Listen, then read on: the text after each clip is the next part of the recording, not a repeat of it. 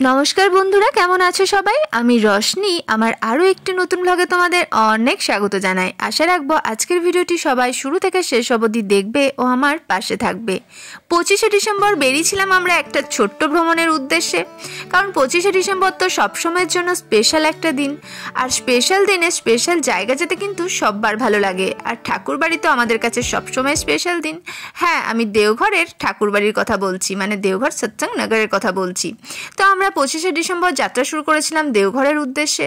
তো আমাদের ট্রেন ছিল আসানসোল থেকে 7:30টার সময়, সকাল 7:30টা। তো এখন আমরা দেখো রোহিণী স্টেশনে আছি, মানে রোহিণী স্টেশন থেকে দেওঘরের দূরত্বটা অনেকটা কম। তো আসানসোল থেকে 7:30টার সময় ট্রেনে চেপে আমরা রোহিণী স্টেশন পাই। ঘড়ি কাটায় তখন 9:45 মতো বাজছিল। আর দেওঘর তো আমাদের কাছে সবসময়ের জন্য খুব পছন্দের জায়গা, কারণ ঠাকুরকে আমরা অনেকটা ভালোবাসি। তো দেখো রোহিণী স্টেশনে নেমে এখন আমরা ওপরের দিকে যাচ্ছি অটো ধরার জন্য। আর এখানে না অটোওয়ালারা একদম টেনে টেনে নিয়ে যাচ্ছিল বলা যেতে পারে, কারণ এখানে যারাই আর কি নামে তো তারা সবাই ঠাকুরবাড়ি যায়। তো তারা সবাই আর কি বলছিল অটোওয়ালারা যে চলুন ঠাকুরবাড়ি, চলুন ঠাকুরবাড়ি যাবেন। তো এটা শুনেও না একটা বেশ আনন্দ লাগে, কারণ ঠাকুরবাড়ির কথাটা শুনলেই মনে একটা অজানা আনন্দ চলে আসে। তো দেখো এখন আমরা দেওঘরে পৌঁছে গেছি। তো দেওঘরে এখন রাস্তায় হাঁটছি। আর ঈশানবাবু কিন্তু প্রচণ্ড হ্যাপি ছিল, বরং ওই আমাদের বলেছিল যে বাবা আজকে তো 25শে ডিসেম্বর ছুটি আছে, তো চলো একটুখানি দেওঘর ঘুরে আসা যাক।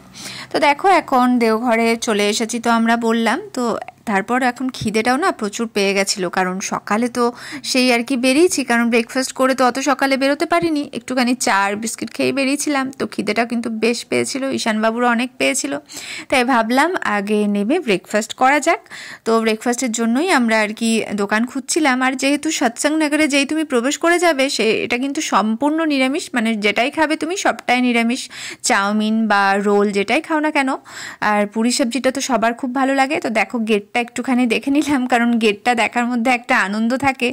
এখানে এলেই আর কি সবার খুব ভালো লাগে, বিশেষ করে আমাদের তো অনেক ভালো লাগে। তো দেখো সব বাচ্চা, মানে অনেক বাচ্চা দেওঘরে ঠাকুরের মানে আশ্রমের দিকে আর কি যাচ্ছিল। তো সেটাও একটুখানি আমি তোমাদের সাথে ভিডিও করে শেয়ার করলাম। তো তারপরে আমরা চলে এসেছি দেখো দোকানে গরম গরম পুরি আর সবজি খেতে।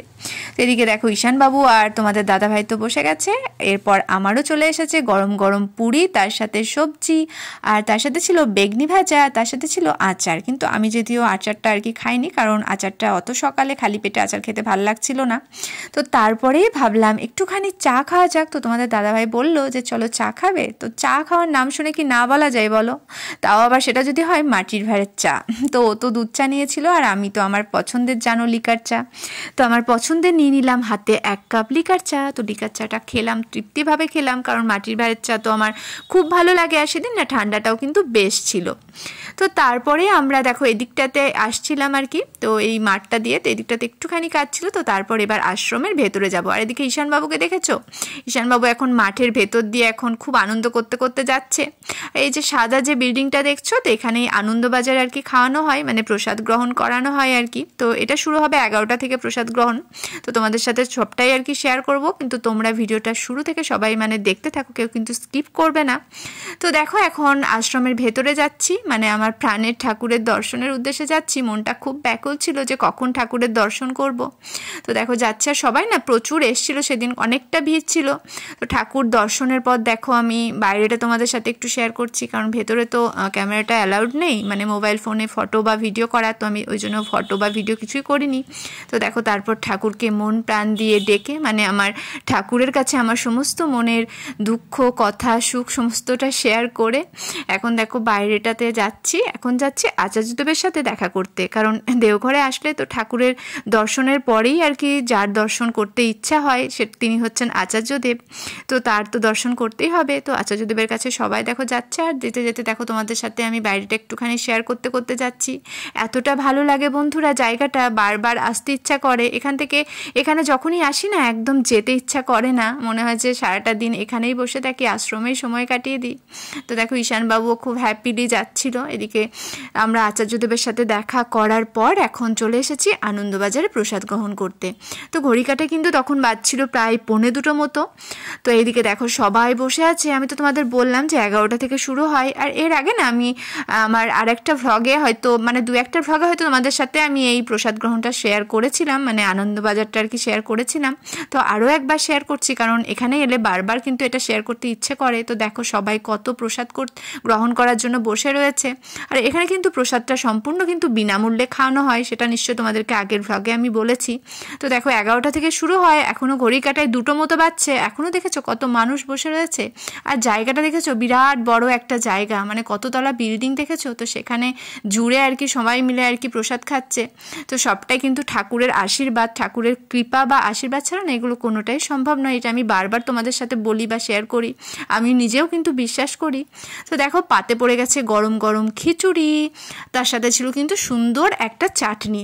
তো যেহেতু অন্য দিনগুলো ভাতই হয়, কিন্তু যেহেতু স্পেশাল যে দিনগুলো মানে এর আগে যে 2টো দিন আমরা এসেছিলাম, তো সেই 2টো দিনও কিন্তু খিচুড়ি আমি খেয়েছিলাম। কারণ আজকে তো 25শে ডিসেম্বর, আর সেই 2 দিনও ছিল কিন্তু, একদিন ছিল 15th আগস্ট আর একদিন ছিল হোলির উৎসব। তো স্পেশাল দিনগুলোতে আমার মনে হয় খিচুড়ি দেওয়া হয়। তো খিচুড়িটা তো একদম অমৃত লেগেছিল বন্ধুরা। খিচুড়ি আর চাটনির কালারটা দেখেছো, আমি তো 2বার মতো চাটনি চেয়ে নিলাম। আর তার সাথে পাঁপড় ভাজাটা কিন্তু বেশ ছিল। তো সত্যি অমৃত একদম মনে হচ্ছিল, খাচ্ছিলাম, প্রসাদ গ্রহণ করছিলাম। প্রসাদ গ্রহণের একটা আলাদাই তৃপ্তি পাওয়া যায়। বাড়িতে একবার নিলেই যেটা পেট ভরে যায়, দেখবে এখানে 2-3বার নিলেও কিন্তু পেটটা একদম খালি থেকে যায়, কারণ প্রসাদের একটা সুন্দর মহিমা রয়েছে। তো দেখো কত মানুষ বসে খাচ্ছিল, আর সমস্ত কিন্তু সুব্যবস্থা রয়েছে, পাতা ফেলার, হাত ধোয়ার, প্লাস কিন্তু সবটাই খুব ভালোভাবে আর কি মোছামুছিও চলছিল। তো এদিকে দেখো তারপর রান্নার শালাটা একটুখানি তোমাদের সাথে শেয়ার করলাম, মানে যেখানে আর কি রান্না হয়, দেখতে পেলে তো বিরাট বড় বড় গ্যাস আর কি, তো রান্না হয়। তো তারপরে বাইরে বেরিয়ে দেখতে পেলাম আমরা ঘোড়ার গাড়ি। তো ঘোড়ার গাড়িতে তো চাপার আপাতত ইচ্ছে নেই, কারণ এর আগে 2বার এসেছিলাম, তখন ঘোড়ার গাড়িতে চেপেছিলাম, ঘুরেছিলাম। তো দেখো সন্ধেও হয়ে গেছে, আর প্রার্থনা শেষে এখন আমরা ফিরবো আর কি, বাড়ির পথে আর কি রওনা দেবো। তো সন্ধ্যের যে আশ্রমটা সেটাও দেখো কত ভালো লাগছে, কত মানুষ, একদম গেটটা না সাদা রঙের জল জল করছে। তো খুব ভালো লাগছিল। আমাদের ট্রেনটা ছিল কিন্তু 7:30টায়, যেহেতু আসানসোল থেকে দেওঘর তো খুব একটা দূর নয়, কাছাকাছি, তাই একদিনে এসে একদিনে ফিরে যাওয়ার খুব সুন্দর ব্যবস্থা রয়েছে, কারণ সবসময়ের জন্য এই ট্রেন রয়েছে অ্যাভেলেবেল। তো দেখো এখন ফিরছি, আর জায়গাটা দেখো এতটা জমজমাট, এত মানুষ, এত ভালো লাগছে যে যেতে সত্যি একদম ইচ্ছে করছিল না, মনে হচ্ছিল আবার খুব তাড়াতাড়ি চলে আসি বন্ধুরা, আবার আমার প্রাণের ঠাকুরের কাছে চলে আসি, নররূপী নারায়ণের কাছে চলে আসি। তো যাই হোক চলো, এখন আমরা যোশীডি স্টেশনে দেখো চলে এসেছি অটো ধরে ওখান থেকে। আর যোশীডি স্টেশনটা দেখেছো কতটা সুন্দর, বেশ শঙ্খ আকৃতির রয়েছে, খুব ভালো লাগে স্টেশনটা, জানো তো। তো তারপর যোশীডি স্টেশনে এসে এখন ট্রেনটা ধরার পালা। তো ঘড়ি কাটায় তখন 7:10 মতো বাজছিল, কিছুক্ষণের মধ্যেই আর কি ট্রেন চলে আসবে আমাদের। তো তারপর ট্রেনে চেপে একদম আমাদের আসানসোলের দিকে। তো চলো আজকের মতো ভিডিওটা এখানেই শেষ করলাম। তো যাই হোক যতটা পেরেছি তোমাদের সাথে ব্লগটা শেয়ার করেছি। তো ব্লগটা কিন্তু কেমন লাগলো অবশ্যই তোমরা কমেন্টে জানাবে, আর ভালো লাগলে একটি লাইক দিয়ে যাবে, আর অবশ্যই কিন্তু শেয়ার করবে বন্ধুরা। আর অবশ্যই তোমরা নিজেরাও ভালো থাকবে, সুস্থ থাকবে, আর অবশেষে আমার ভালোবেসে আমার পাশে থাকবে।